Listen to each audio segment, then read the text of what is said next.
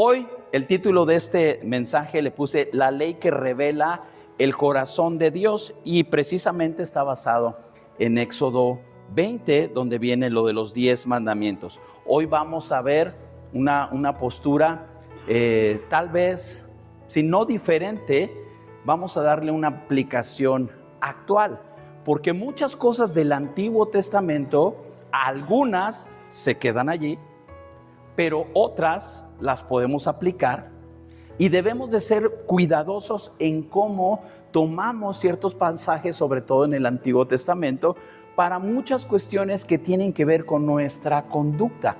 Hay muchas cosas que Dios estableció para cada uno de nosotros, y es lo que tenemos que aprender en esta tarde. Entonces, Éxodo 20 es uno, yo creo que de los capítulos más conocidos de toda la Biblia.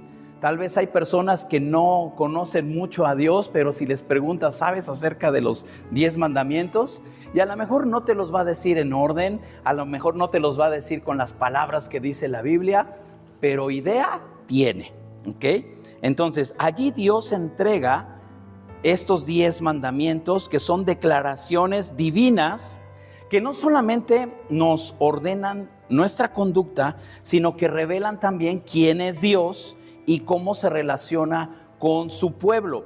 Entonces, a través de estas palabras que nos dejó aquí nuestro Señor, Él muestra que la obediencia no solamente es un asunto de reglas, sino de relación, de identidad y de propósito.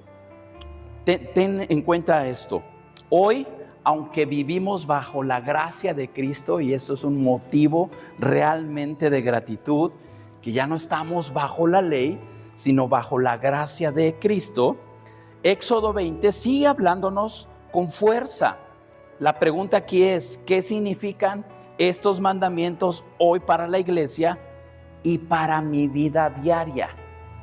¿Qué lugar yo le doy en mi vida como prioridad a esos mandamientos?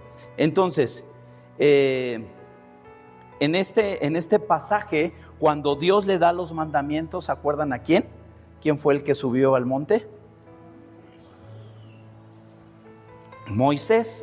Y a él le fueron dadas las tablas de la ley, que dice que fueron escritas por Dios. Entonces, en ese tiempo, Israel estaba siendo librado, o acababa de ser librado, de un periodo, ya lo dijimos, de 430 años de esclavitud, y salieron de Egipto. Entonces, era un pueblo, imagínense, les decía yo en las prédicas pasadas, que muchos de ellos o generaciones no conocían a Dios, ya nacieron siendo esclavos en Egipto, no tenían ellos una relación, una cultura que los religara con Dios, que los conectara con Dios.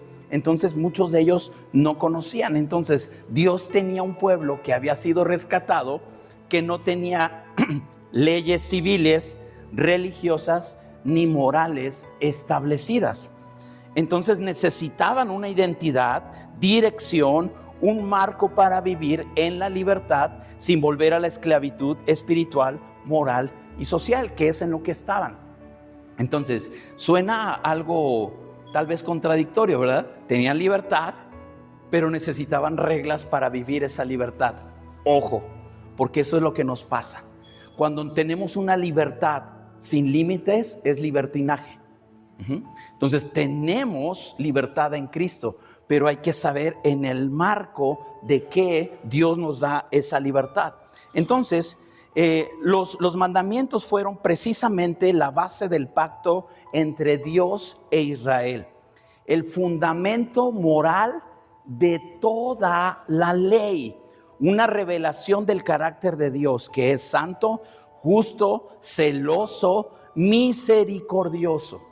Entonces, lo que nosotros conocemos o a veces sabemos acerca de la ley de Dios. Pero la ley de Dios no era exclusivamente los mandamientos. Los mandamientos eran una parte de la ley de Dios. La ley de Dios incluía los mandamientos que referían a la ley moral. La ley civil, que eran normas para la vida social y política de Israel, y la ley ceremonial, que incluía los sacrificios, el sacerdocio y las fiestas. Todo esto era la ley. Pero entonces los mandamientos tenían que ver con la ley moral. Entonces, ¿por qué su importancia? Ya les dije, fueron escritos directamente por Dios, fueron dados en tablas, significa mucho esto, en las tablas de piedra o arcilla, que es un símbolo de permanencia, y representan principios universales que reflejan el carácter de Dios. Principios universales. ¿Qué quiere decir? Que cualquier persona, en cualquier lugar, en cualquier país, haya cristianos o no, Dios revela de esa manera su carácter. Y así se le puede conocer. Ahora, ¿qué importancia tiene para nuestra iglesia? No aquí local, sino para la iglesia en general, para la iglesia de Cristo, que ya no estamos bajo la ley mosaica, o sea, la ley de Moisés. Ya no estamos bajo esa ley, estamos bajo la ley de Cristo. Y esto significa que ya no seguimos leyes ceremoniales, porque Cristo hizo el sacrificio perfecto. ¿Se acuerdan de las leyes que les dije? Había leyes para las ceremonias, para las fiestas, para todo. En Cristo, Él es el sacrificio perfecto. Entonces ya no estamos bajo esas leyes ceremoniales. Ya no seguimos la ley civil de Israel, porque no vivimos en una teocracia como antes se vivía. Ahora, los principios morales, ¿qué creen? Esos siguen vigentes. De las otras dos partes de la ley, Cristo nos vino a dar esa libertad y estamos bajo la ley de Cristo. Pero en las leyes morales siguen vigentes porque reflejan el carácter de Dios. Entonces, Jesús no abolió la ley, Él dice la palabra que la cumplió y elevó el nivel del corazón. Vamos a ver algunos versículos donde Jesús, ¿se acuerdan que dice? Ustedes se acuerdan que la ley decía tal, pero yo digo, y Él eleva ese estándar a lo que la misma ley decía. Entonces vamos a ver, entender un poquito por qué y cómo lo podemos aplicar. Los mandamientos siguen siendo un espejo que revela nuestra necesidad de Cristo y una guía para vivir en santidad. Muy bien, vamos a ir desglosándolos para que podamos ver todo a grandes rasgos. Dice en el número 1, no tendrás otros dioses delante de mí. Esto nos revela una fidelidad exclusiva.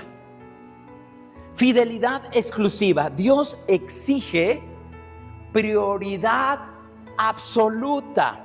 Jesús lo confirma ahí en Mateo 22:37 y Él dice, amarás al Señor tu Dios con todo tu corazón, alma y mente.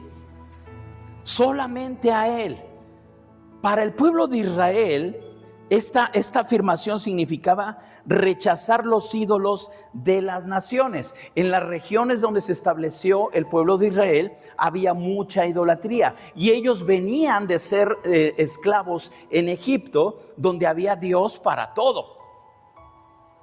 Había dioses. Entonces, para Israel significaba eso, pero para nosotros significa que nada ocupe el lugar de Dios. Cuando nosotros entendemos o escuchamos la palabra de ídolos por nuestra cultura nacional, pensamos precisamente en las estatuillas de yeso o de barro, ¿verdad? Y que mucha gente adora. Ok, eso es una parte, pero también refiere el lugar que ocupa Dios en nuestra vida o el lugar que le damos a otras cosas en lugar de a Dios. Y eso puede ser nuestro ídolo. Sí, puede ser, tú no tienes una estatuilla, pero ¿qué tal adoras tu trabajo? ¿Qué tal adoras el éxito? ¿Qué tal adoras el dinero? ¿Qué tal adoras las relaciones, la tecnología? La religiosidad incluso puede ser un Dios. Entonces, tenemos que llegar a esta aplicación actual que nos puede revelar eso. revisa qué gobierna tus decisiones y tus emociones. Lo que más temes perder suele ser tu Dios. Lo que más temes deshacerte de Él puede ser tu Dios. No estoy diciendo ya lo es, pero pudiera. Si te duele o pones en primer lugar, hablando por ejemplo del trabajo, hablando de las relaciones a las personas, adoramos más esa relación que a Dios mismo. Entonces no necesitamos postrarnos ante una estatuilla si otra cosa o alguien puede estar ocupando el lugar de Dios. Entonces no tendrás otros dioses. Dios es celoso. Dios quiere exclusividad, fidelidad exclusiva a Él, no a otra cosa, solamente a Él. Número 2, no te harás imagen. Esto nos refiere a adorar a Dios tal como Él es. Israel vivía entre naciones que representaban a sus dioses como con imágenes, era lo que les decía, ¿verdad? El peligro no solamente era adorar ídolos, sino reducir a Dios a algo manipulable, algo que ellos pudieran controlar. Entonces Jesús declara ahí en Juan 4, Evangelio de Juan 4, verso 23. Mas la hora viene y ahora es cuando los verdaderos adoradores adorarán al Padre en espíritu y en verdad, porque también el Padre tales adoradores busca que le adoren. Aquí él está hablando precisamente porque le hicieron una pregunta en el pasaje ahí con la samaritana. Y ella sabía que el pueblo judío se rige por reglas, porque conocen, la ley era conocida. Dice, ¿y dónde se tendrán que adorar? Dice, va a llegar el tiempo en que los que tienen que adorar a Dios solamente sean espíritu y en verdad. Y a esos el Padre los busca. Tales adoradores Él los busca. Entonces, aún sin que haya estatuas, sin que podemos nosotros, aunque no haya estatuas, podemos crear imágenes de Dios con nuestras ideas. ¿Cómo es esto? ¿Cómo es que podemos nosotros crearnos imágenes de Dios? Tú puedes crear la imagen de Dios como un Dios que no juzga a nadie. Esa es una imagen. Un Dios que no juzga a nadie, que va a aceptar todo lo que hagas. Un Dios que solamente te da lo que tú quieres. De esa manera, también nosotros creamos imágenes de Dios en nuestra mente. Ya dije, un Dios que no juzga a nadie, un Dios que solamente me da lo que quiero, un Dios que no me exige santidad. Entonces son creaciones de Dios en nuestra mente. Es que Dios es así, pero lo fabricaste tú. Entonces la recomendación y la aplicación para nosotros es: no fabriques un Dios a tu medida. No hagas un Dios a tu medida. Conoce al Dios verdadero estudiando su palabra, no solamente por emoción o por experiencias. Lo que dice aquí que Dios es, eso es. Las cualidades que Él tiene, esas son. Si dice que Dios es celoso y exige nuestra fidelidad exclusiva, eso es. No tienes tú por qué tratar de fabricarte un Dios a tu conveniencia. Yo así adoro a Dios. Bueno, ese sería otro tema. Pero dice, no fabriques un Dios a tu medida. 3. No tomarás el nombre de Dios en vano. Esto es honrar a Dios con palabras y con tu vida. Para Israel, el nombre de Dios representaba su esencia, su persona, su carácter, su presencia.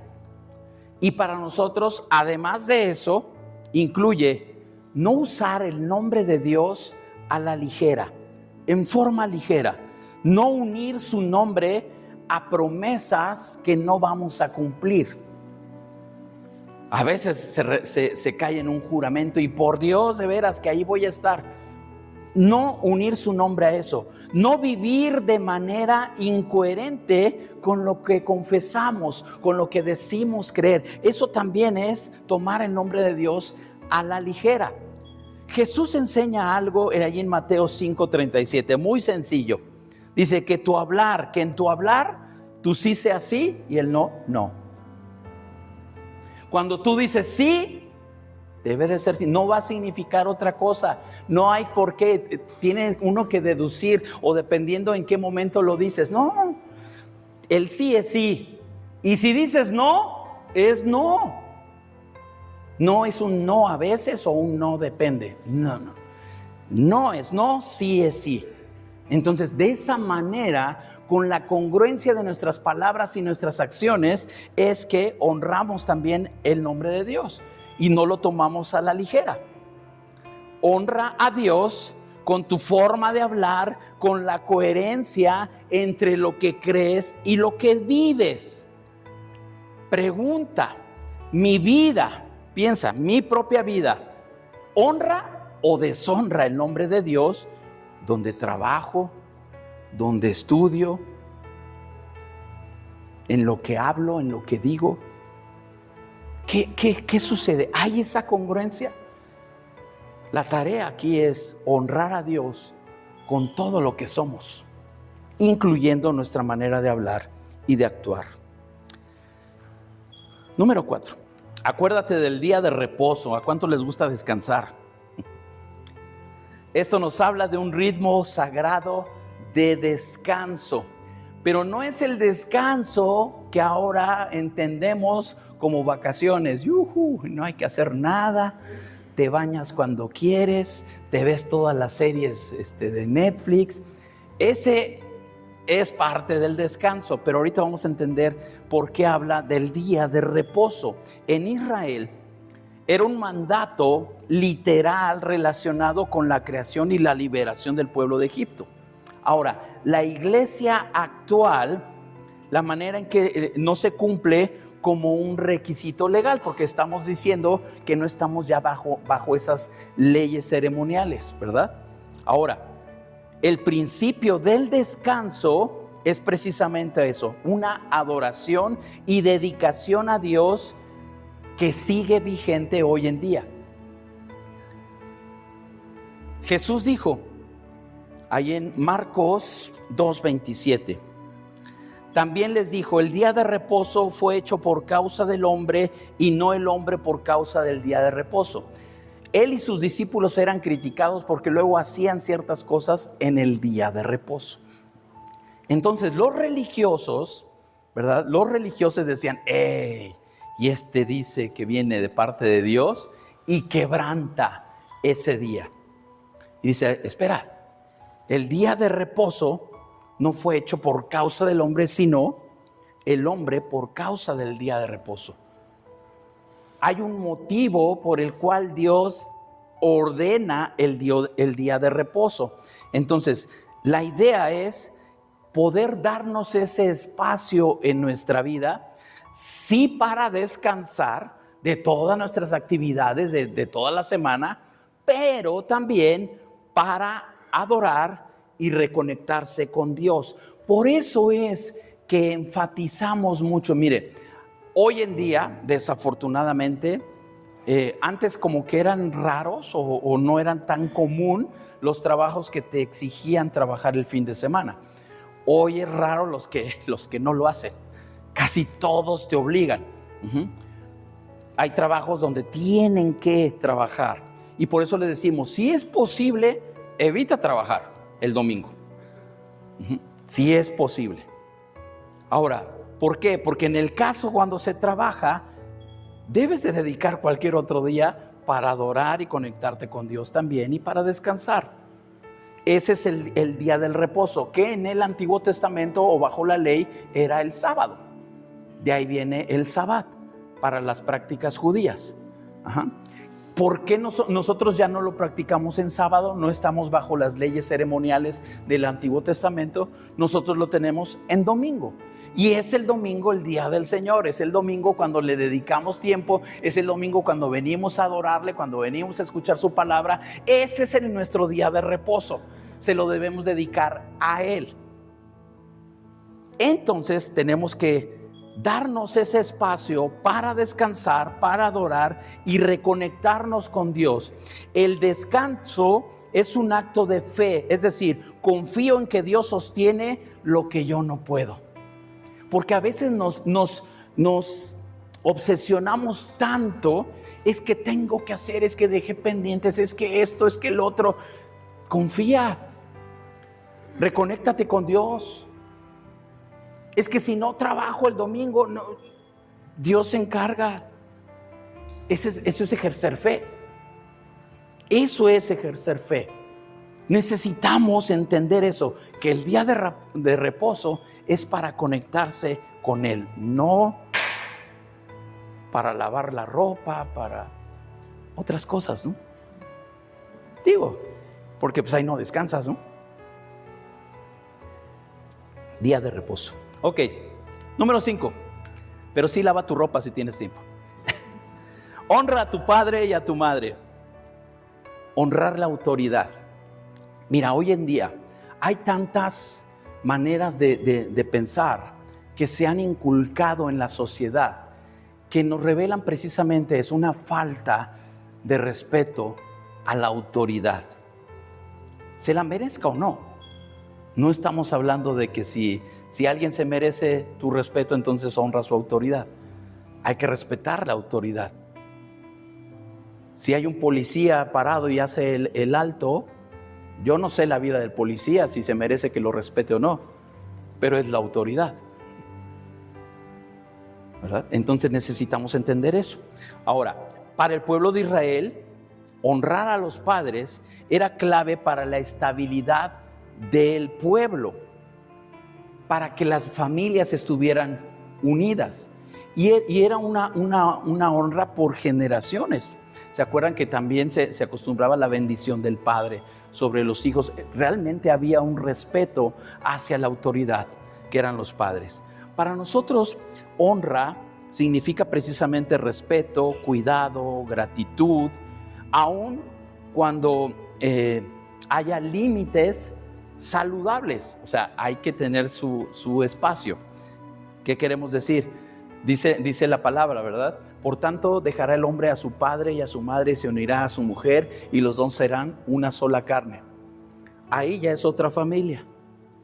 Pero el hecho que el varón se una a su esposa no le quita esa responsabilidad de honrar a sus padres. Aquí es donde vienen esos límites que habla saludables. Tiene que haber un respeto y un distanciamiento sano entre lo que el hijo hace y lo que hacen los padres, pero sin perder la honra. No sé si me explico. Muy bien, ¿qué significa entonces ahora? Perdona heridas del pasado. Es que tú no conoces cómo me trató mi papá o mi mamá y ¿no? Hay cosas ahí pendientes. Hay que perdonar heridas del pasado. Cuida a tus padres, sobre todo si ya son ancianos. Y algo muy importante, enseña a tus hijos a honrar desde pequeños. Desde pequeños. Si tú les enseñas esa honra hacia los padres, hacia los abuelos, aún estando ellos pequeños, no va a haber problema cuando lleguen a la adolescencia, que es difícil la etapa de la adolescencia. ¿O no, papás? Tener un hijo adolescente no es fácil.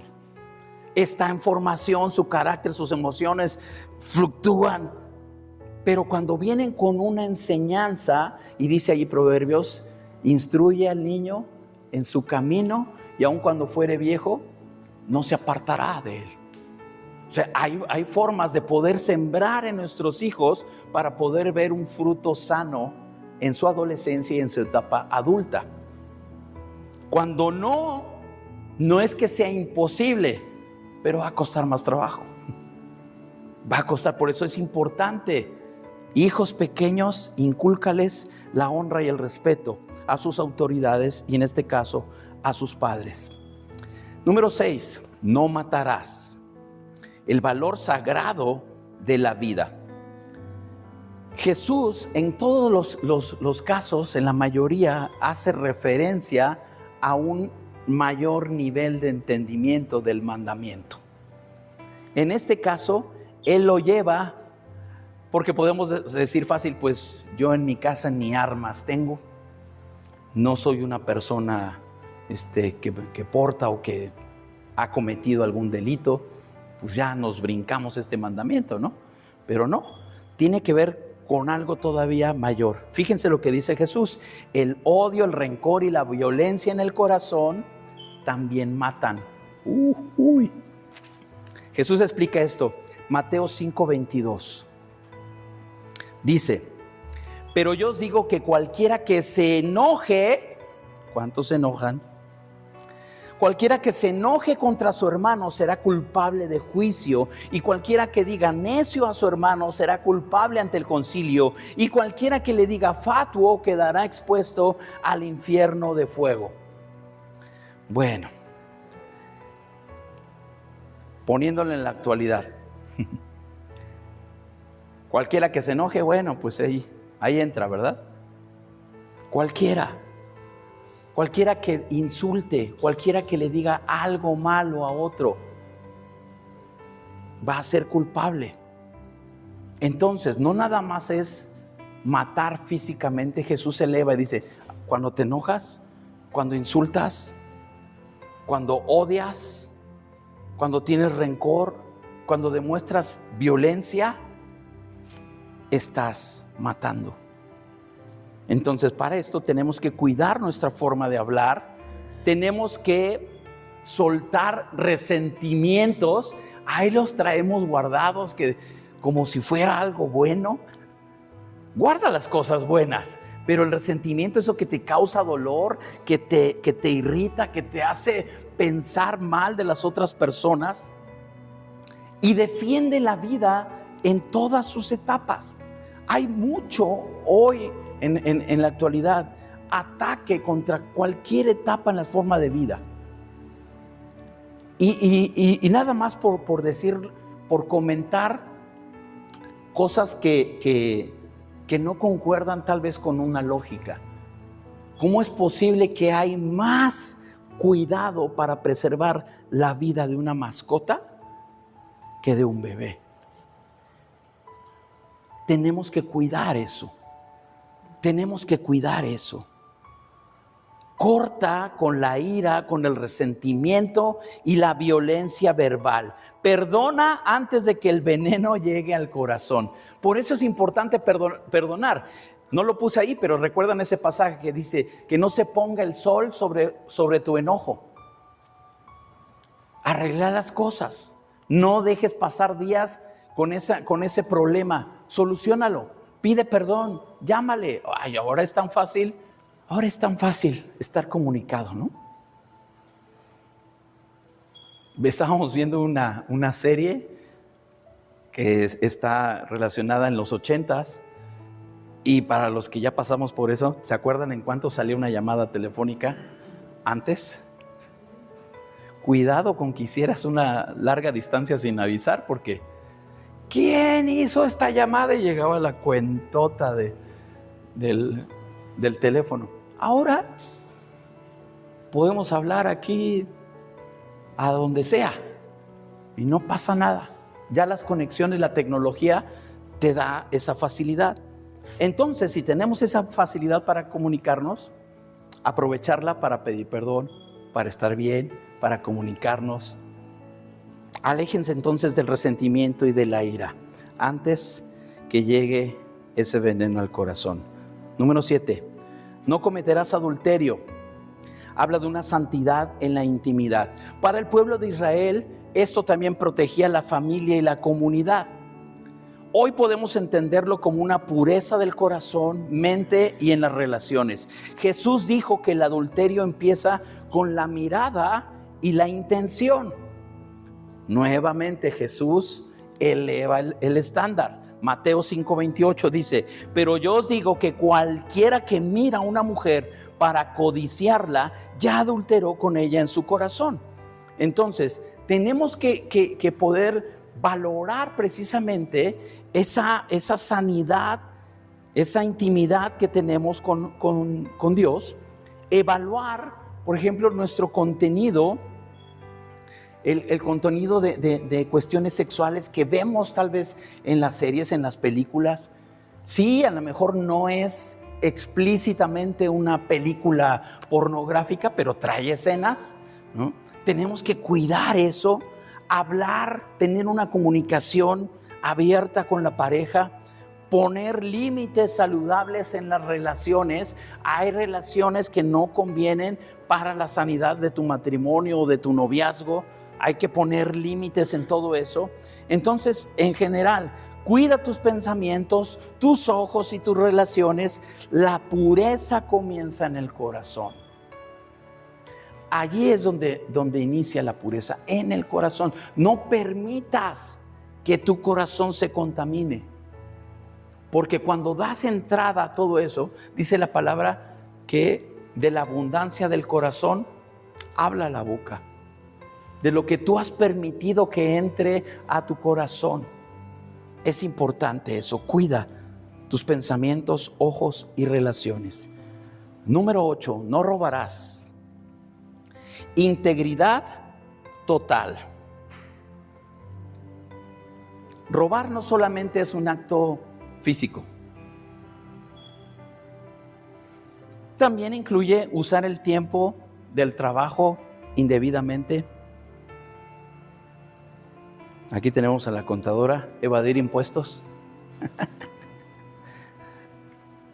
Usar o descargar contenidos ilegales. Aprovecharse de otros. Jesús, fíjense lo que enseña, Lucas 16:10. El que es fiel en lo muy poco, también en lo más es fiel. Y el que en lo muy poco es injusto, también en lo más es injusto. Jesús siempre subiendo ese estándar. Robar, y es similar a lo de matar. Pensamos, si no andamos encapuchados y con un arma y asaltando las tiendas, no, pues entonces yo no. Pero ¿qué tal empleas tu tiempo en el trabajo? ¿Cumples con tus horarios? O deja ya tú los horarios, ¿cumples con tus responsabilidades? Si no estás robando eso. Estás siendo contratado para cubrir un horario, objetivos, todo eso. A veces también hacemos cosas, han oído eso que esto ya me robó la paz o me robó la bendición. O sea, y usamos esa palabra. Entonces, no nada más es algo físico, ¿ok? Practica la integridad cuando nadie te ve, pero Dios sí te ve. Es allí cuando nosotros debemos de practicar el ser íntegros. No nada más cuando todos me están viendo, vean qué bueno soy, vean qué bonito hablo, qué bonito me comporto, pero en la intimidad, en la soledad, ¿qué tal? Allí es donde se refleja la integridad. Y puedes decir, sí, aquí nadie me ve, pero Dios sí. Hay que ser íntegros, incluso allí cuando nadie nos ve. Número 9. No darás falso testimonio, verdad y justicia. Para el pueblo de Israel había muchas situaciones ahí en cuestión de juicios, cuestiones legales. Hablar con la verdad dependía de eso, ¿verdad? De que pueda ser defendido.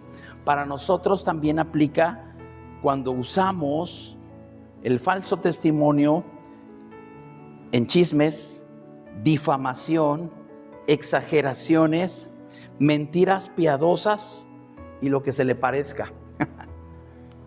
Miren, a veces he predicado esto en cuanto que la mentira es mentira, pero hay muchas ocasiones en las que a veces vamos a mentir por algo. Por algo. Incluso ¿Se acuerdan de Rahab? Ella tuvo que mentir por las personas que escondió, ¿verdad? Pero había un propósito, a eso me refiero, no es que esté dando yo permiso para mentir, no. Sino que tenemos que ser muy cuidadosos con lo que decimos y principalmente en estas cuestiones. Ya sabemos, ¿no?, qué es un chisme. Un chisme se origina en la murmuración. Estás hablando de alguien que en ese momento no está, eso ya es chisme.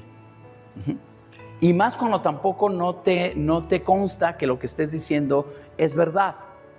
Entonces mejor difamación, hablar mal de alguien. Exageraciones, mentiras piadosas. Y sobre todo esto, hablar de la mentira cuando ya es un estilo de vida. Hay personas que se les da demasiado fácil mentir y ya no sabes si te están diciendo la verdad porque nunca han cumplido lo que dicen, entonces cae en mentira. Cae en mentira. Dice ahí Juan 14:6, Jesús les dijo, yo soy el camino y la verdad y la vida y nadie viene al Padre sino por mí. Y Mateo 12:37, porque tus palabras serás justificado por tus palabras y por tus palabras serás condenado. Lo que nosotros digamos es lo que nos va a justificar o nos va a condenar. Ahora, antes de hablar, pregúntate, ¿esto que voy a decir es verdad? ¿Esto que voy a decir es necesario? ¿Realmente es necesario que lo diga? ¿Esto que voy a decir edifica a quien va a escuchar? Si la respuesta a estas es no, entonces no digas nada. ¿Sabes si es verdad? No, pues no lo sé. No lo digas. ¿Es necesario? O sea, ¿lo tienes que decir? No, pues, o sea, no pasa nada si no lo digo. No lo digas. ¿Edifica? ¿Va a agradar al que te está escuchando? No. Pues entonces no lo digas. Hay que aplicar esos filtros. Y eso te va a evitar muchos problemas. Porque cuando nada más hablamos y no te consta, no sabes si es verdad, no sabes si bajo qué circunstancias lo dijeron, o para ti puede ser verdad, pero no tiene un ángulo de comprobación. ¿Es necesario que lo digas? No, pues da lo mismo si lo digo. No, pues mejor no lo digas. Edifica, va a construir, va a aportar algo bueno a la plática, a la conversación. Sí, bueno, entonces habla. No, cállate. De esa manera, entonces, evitamos dar falso testimonio. Número 10. No codiciarás el mandamiento del corazón. Este mandamiento resume casi a todos. La codicia fue la raíz del pecado de Eva, de Caín y muchos otros. Hoy la codicia es alimentada por las redes sociales, por la comparación constante, por una cultura de consumo. La codicia se está alimentando todo el tiempo. Siempre queremos más. Siempre queremos más. Jesús enseña a cuidar nuestros deseos. Dice Mateo 6:21. Porque donde está tu tesoro, allí estará también tu corazón. ¿Dónde está tu tesoro? En aquello que tú estás poniendo tu interés, tus prioridades, allí va a estar tu corazón. Pero tenemos nosotros que ir a la aplicación de cultivar una gratitud diaria. Señor, gracias por lo que tenemos. Mira más lo que Dios te ha dado que lo que aún no tienes. La codicia viene cuando nos fijamos en lo que no tenemos. Pero si te das cuenta de lo que tienes, entonces hay un corazón agradecido. Gracias, Padre. Gracias, porque tengo esto. Y muchos aspectos más donde podemos nosotros venir delante de Dios en contentamiento. Entonces, revisa qué tal está tu gratitud delante de Dios. ¿Qué tanto le agradeces en el día? ¿Le agradeces? Y si no, cultiva entonces una cultura de gratitud constante delante de Dios. Gracias, Señor. A veces no nos damos cuenta. Nos subimos al carro y no te das cuenta que tienes carro. Dale gracias a Dios. Puedes ir a cualquier lado, hay gasolina. Ahora tan cara que está. Gracias, Señor. Gracias. Ser agradecidos. Ser agradecidos. Eso va a cambiar nuestra perspectiva. Cierro con esto. Entonces, los 10 mandamientos no son una lista antigua de cosas que no se pueden cumplir. No es una lista antigua de cosas que no se pueden cumplir. Es un retrato del carácter de Dios y un llamado a vivir como su pueblo. ¿Quieres agradar a Dios? Allí está un buen consejo para hacerlo. La ley fue puesta para mostrarnos nuestra incapacidad de hacer las cosas.